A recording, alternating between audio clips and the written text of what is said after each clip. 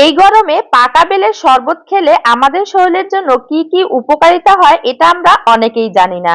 আজকে পাকা বেলের শরবত বানিয়ে তোমাদের সাথে শেয়ার করব। সেই সাথে পাকা বেলের শরবত খেলে কি কি উপকারিতা হয় তার সবকিছুই আজকে তোমাদের সাথে শেয়ার করব।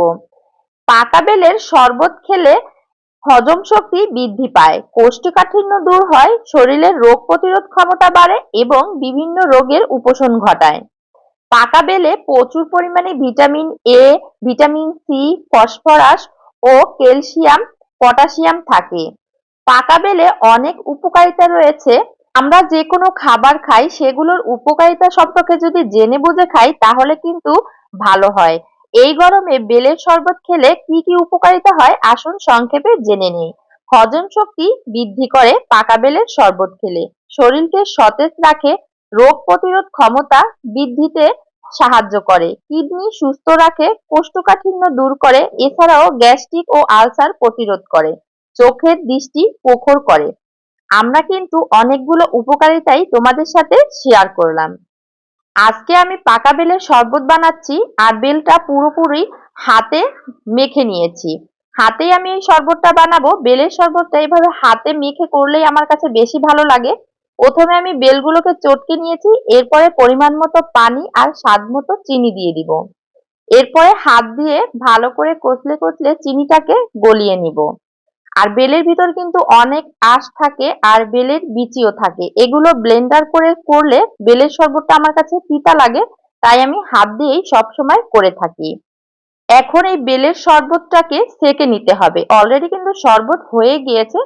সেকে নিলে এই যে যে সাবাগুলো থাকে, বিচিগুলো থাকে, এগুলো আলাদা হয়ে যাবে।